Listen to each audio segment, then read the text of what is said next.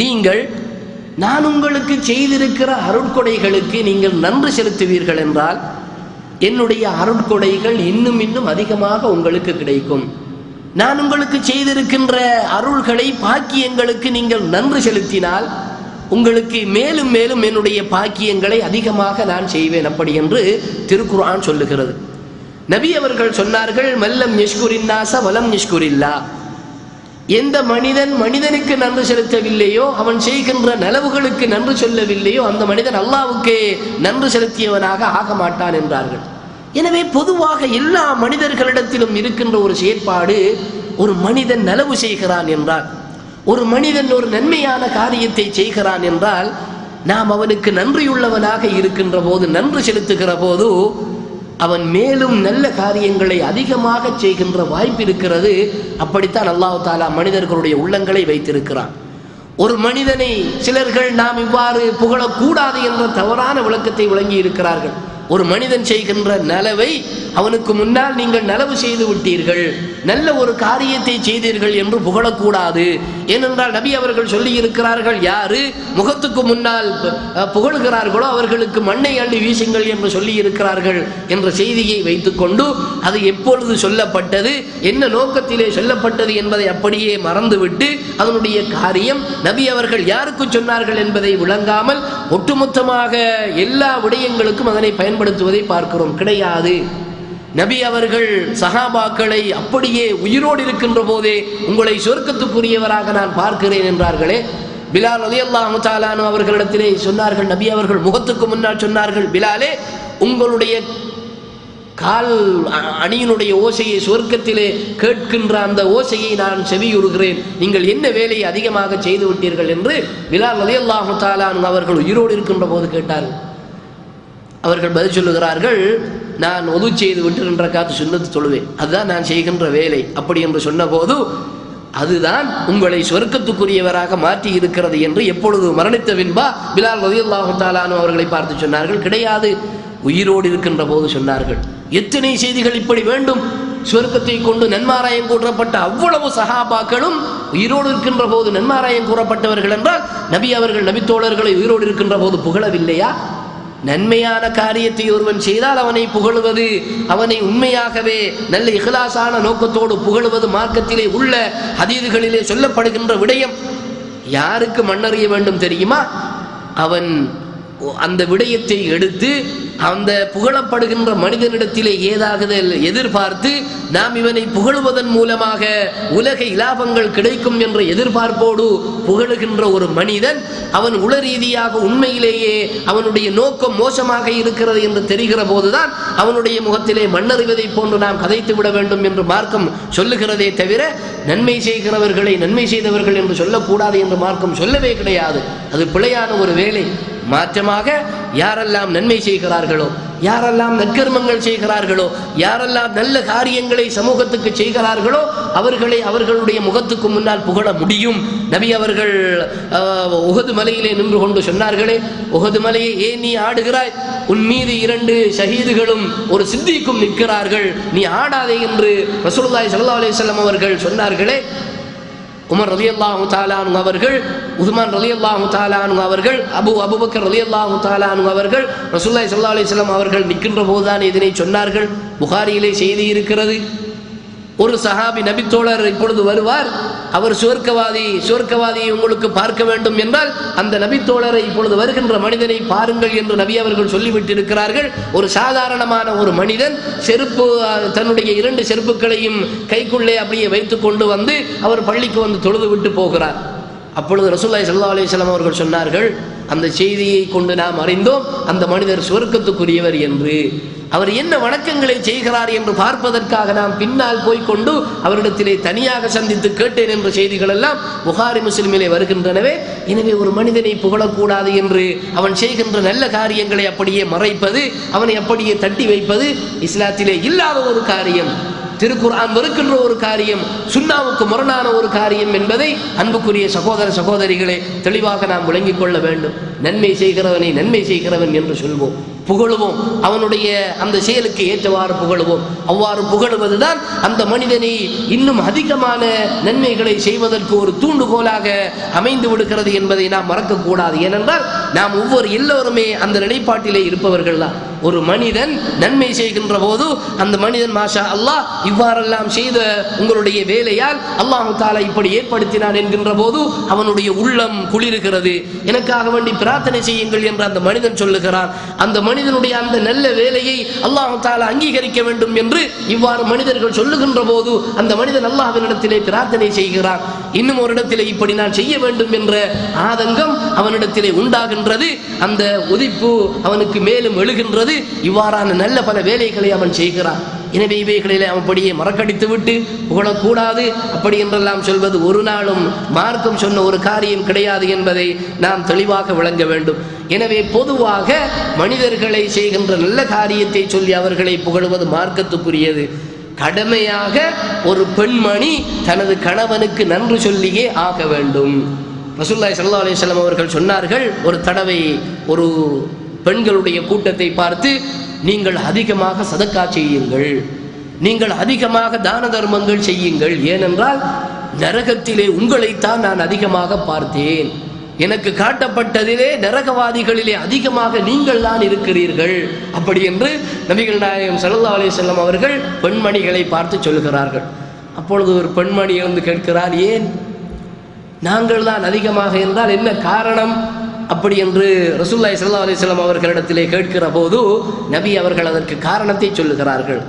துக்ஸிர்னல் லஅன, நீங்கள் அதிகமாக லஅனத்து செய்கிறீர்கள். உங்களுடைய ஒரு பிழை செய்து விட்டால் அந்த பிள்ளைக்கு உடனடியாக ஒரு லஅனத்து.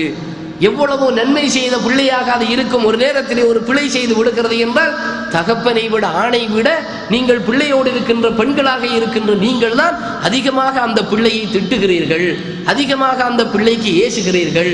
இது உங்களை நரகத்துக்கு உரியவர்களாக மாற்றி இருக்கிறது. ஒரு கணவன் எவ்வளவோ நன்மைகள் உங்களுக்கு செய்திருப்பான், ஒரே ஒரு விடயத்திலே கொஞ்சம் கடுமையாக கதைத்து விட்டான் என்ற காரணத்தினால் அந்த கணவனுக்கு நீங்கள் பல தடவைகள் அவனுடைய மறைவு நேரத்திலே திட்டி இருக்கிறீர்களே. நீங்கள் இவ்வாறு திட்டியது, இவ்வாறு உங்களுடைய வாய்களினால் நீங்கள் ஏசியதுதான் உங்களை நரகத்துக்குரியவர்களாக மாற்றி இருக்கிறது. அது மட்டுமல்ல, வதக்ஃபுர்னல் அஷீர, கணவன் எவ்வளவோ நன்மை உங்களுக்கு செய்திருப்பான். பெருநாள் எத்தனையோ வந்திருக்கும் உங்கள் இரண்டு பேர்களுடைய திருமண வாழ்க்கைக்கு பின்பு. அந்த பெருநாட்களில் எல்லாம் உங்களுக்கு குறை வைக்க கூடாது என்று பல புடவைகளை, பல ஆடைகளை, பல வகையான செருப்புகளை, பல வகையான அந்த ஆடை ஆபரணங்களை வாங்கி தந்திருப்பான். ஒரு நேரத்திலே ஒரு பெருநாள் என்று அவனுக்கு சம்பளம் பிந்திவிட்டது, கம்பெனி சம்பளம் கொடுப்பதற்காக பிந்திவிட்டது என்ற காரணத்தினால் அவனிடத்திலே இருந்த ஒரு 1000 ரூபாய் ரியால் அல்லது 500 ரியாலை கொண்டு இந்த முறை நாம் பெருநாளை ஒப்பேற்றி விடுவோம் என்று கொஞ்சம் விலை குறைய உங்களுக்கு புடவை எடுத்து உங்களுக்கு ஆடை எடுத்து தந்ததனால் நீங்கள் என்ன செய்கிறீர்கள் என்றால், உங்களிடத்திலே இருந்து எப்பதான் நல்லது வந்தது, வளமையாக நீங்க இப்படித்தானே இந்த காஞ்ச இந்த பழைய மாடல் உடுப்பத்தானே நீங்க வாங்கத்தாரீங்க அப்படின்னு சொல்லி அதிகமாக யார் சொல்லுவான்னு சொன்னால் இந்த பெண்மணிகள் சொல்வார்கள். எவ்வளவு நலவு செய்திருப்பான் அந்த மனிதன், அந்த பெண்மணிக்காக வேண்டி எவ்வளவோ கஷ்டப்பட்டிருப்பான், எத்தனையோ பிரயாணங்கள் செய்திருப்பான், எத்தனையோ பேரிடத்திலே கடன் பட்டிருப்பான். அந்த பெண்மணியை, தன்னுடைய மனைவியை, தன்னுடைய பிள்ளையை பாதுகாக்க வேண்டும், அந்த பிள்ளைகளுக்கு அந்த தன்னுடைய மனைவிக்கு நலவு செய்ய வேண்டும், நல்ல ஆடைகளை எடுக்க வேண்டும், அவர்கள் பசியோடு இருக்கக்கூடாது என்பதற்காக அவன் மாடாக உழைத்து கஷ்டப்பட்டு கடன்களையாகுதல் வாங்கி நாம் நன்றாக வாழ வைக்க வேண்டும் என்று கஷ்டப்பட்டிருப்பான்.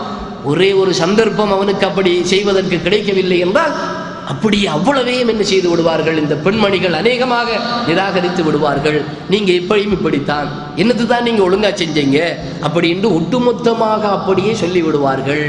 இதைத்தான் நபிகள் நாயகம் ஸல்லல்லாஹு அலைஹி வஸல்லம் அவர்கள் சொன்னார்கள், நன்றி செலுத்துங்கள். எவ்வளவோ செய்தவர்கள் அவர்கள் ஒரு நேரம் ஒரு குறைபாடு செய்கிறார்கள் என்றால் அவர்களுடைய அந்த நிர்பந்தம் அப்படி ஆக்கிவிட்டது என்றால் உங்களுக்கு செய்தவைகளை எல்லாம் மறந்து நீங்கள் நன்றி கெட்டவர்களாக மாறுகிறீர்களே. கணவன்மார்களுக்கு நீங்கள் அப்படி செய்யவில்லை இப்படி செய்யவில்லை என்று சொல்கிறீர்களே, இதுதான் உங்களை நரகத்துக்குரியவர்களாக மாற்றியது என்று நபிகள் நாயகம் ஸல்லல்லாஹு அலைஹி வஸல்லம் அவர்கள் சொன்ன இந்த செய்தி புகாரியிலே பதிவு செய்யப்பட்டிருக்கிறது. எனவே அன்புக்குரிய சகோதரிகளே, தாய்மார்களே, சகோதரர்களே, நாம் பொதுவாக சகோதரிகள் தங்களுடைய கணவன்மார்களை நிராகரிக்கக்கூடியவர்களாக இருக்கக்கூடாது.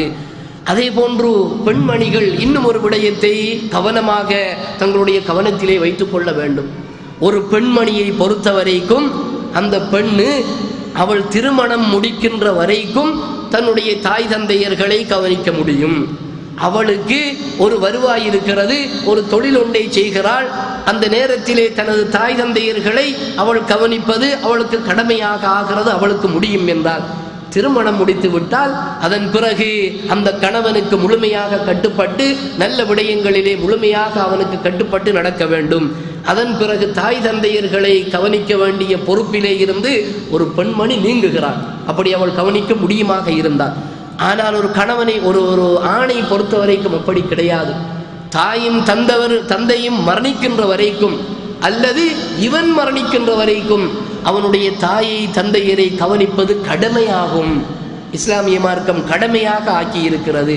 எனவே ஒரு கணவன் தன்னுடைய தாய்க்காக வேண்டி அல்லது தன்னுடைய தந்தைக்காக வேண்டி அல்லது தன்னுடைய குடும்பம் தேவையுடையதாக இருக்கிறது என்பதற்காக அவனுடைய பொருளாதாரத்திலே இருந்து அவனுடைய தாய் தந்தையருக்கு கொடுப்பதை கணக்கு பார்த்து அதற்காக வேண்டி பிரச்சினைப்படுகின்ற பெண்மணிகள் அல்லாஹ்வுக்கு பயந்து கொள்ள வேண்டும். ஏனென்றால் அவன் கடமையானதை செய்கிறான்.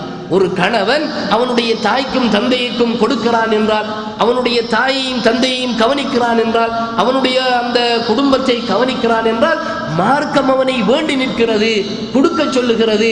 நீ தாயை கவனிக்க வேண்டும் என்கிறது. மரணிக்கின்ற வரைக்கும் உன்னுடைய தாயை நீ கவனிக்க வேண்டும், கடமை என்று மார்க்கம் அவனை நிர்பந்திக்கிறது.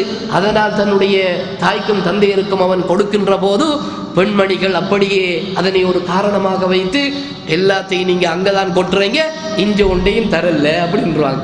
இவன் அங்கேயும் கொடுக்கிறான் இங்கேயும் கொடுக்கிறதான்.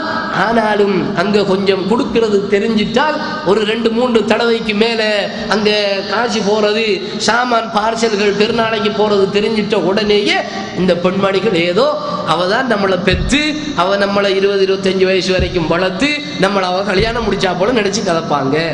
அல்லாஹ்வை பயந்து கொள்ளணும். இந்த பெண்மணிகள் நீங்களை திருமணம் முடிக்கிற அளவுக்கு அந்த ஆணை வளர்த்துட்டு அந்த கணவனை வளர்த்துட்டு அந்த தாயின் தகப்பனும் அல்லாஹ்வுடைய தௌஃபீக்குக்கு பின்னால, அல்லாஹ்வினுடைய அந்த அருளுக்கு பின்னால, அல்லாஹ்வினுடைய அந்த ரஹ்மத்துக்கு பின்னால அந்த தாயின் தகப்பனும் இந்த உங்களுடைய கணவன்மார்களை வளர்க்கவில்லை என்றால், ஒரு உருப்படியாக அவர்களை உருவாக்கவில்லை என்றால், இந்த அளவுக்கு அவர்கள் உங்களை நிர்வகிக்கின்ற அளவுக்கு அவர்களை வளர்த்து விடவில்லை என்றால் உங்களுக்கு கணவனாக அவன் கிடைத்திருப்பானா? உங்களுக்கு கணவனாக செலவு செய்யக்கூடியவனாக அவன் வந்திருப்பானா? உங்களை கவனிக்கக்கூடிய அளவுக்கு இந்த கணவன் வந்திருப்பானா என்பதை அன்புக்குரிய தாய்மார்களே, சகோதரிகளே, அந்த நேரத்திலே நீங்கள் கொஞ்சம் சிந்திக்க வேண்டும். எனவே உங்களுக்கு அது கடமை இல்லை. நீங்கள் உங்களுடைய தாயின் தந்தையின் செலவுக்கு கொடுக்க வேண்டும், அவர்களை பராமரிக்க வேண்டும் என்று உங்களுக்கு கடமை கிடையாது. திருமணம் முடித்து விட்டால் நீங்கள் கணவனுடைய அந்த வாழ்வோடு இணைந்து விடுவீர்கள். ஆனால் ஒரு கணவன் அவனுடைய தாயையும் தந்தையையும் அவன் மரணிக்கின்ற வரைக்கும் அல்லது அந்த தாயும் தந்தையும் மரணிக்கின்ற வரைக்கும் அவர்களை கவனிக்க வேண்டும், அவர்களுக்கு தேவையானதை கொடுக்க வேண்டும், அவர்களை நல்ல முறையிலே வாழ வைக்க வேண்டும். இது திருக்குர்ஆன் சொல்லுகின்ற கட்டளை. எனவே இவைகளை பார்த்து நீங்கள் கணவன்மார்களை நிராகரித்து விடாதீர்கள், அவர்களோடு சண்டைக்கு சென்று விடாதீர்கள். இது 4வது விடயம். 5வது ஒரு விடயம் என்னவென்றால், கணவன்மார்களை சந்தோஷப்படுத்த வேண்டும். முதலாவது நாம் பார்த்தோம் திருப்திப்படுத்துவது, 2வது கட்டுப்படுவது, அடுத்தது நன்றி செலுத்துவது. அப்படியே என்று கடைசியாக சந்தோஷப்படுத்துவது. ரசூலுல்லாஹி ஸல்லல்லாஹு அலைஹி வஸல்லம் அவர்கள் சொன்னார்கள், ஒரு நல்ல பெண்மணி யார் தெரியுமா?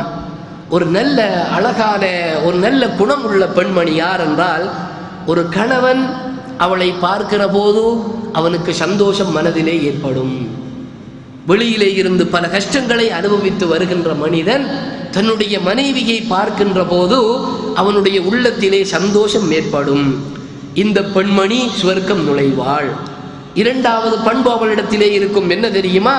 ஒரு கணவன் அந்த பெண்மணிக்கு ஒரு கட்டளையை ஒரு விடயத்தை சொல்லிவிட்ட உடனேயே அது நல்ல விடயம் என்று தெளிவாக தெரிகிற போது 2வது ஏன் எதற்கு என்று கேட்காமல் கட்டுப்படக்கூடியவளாக இருப்பாள். இது சுவர்க்கவாதி பெண்ணினுடைய 2வது பண்பு.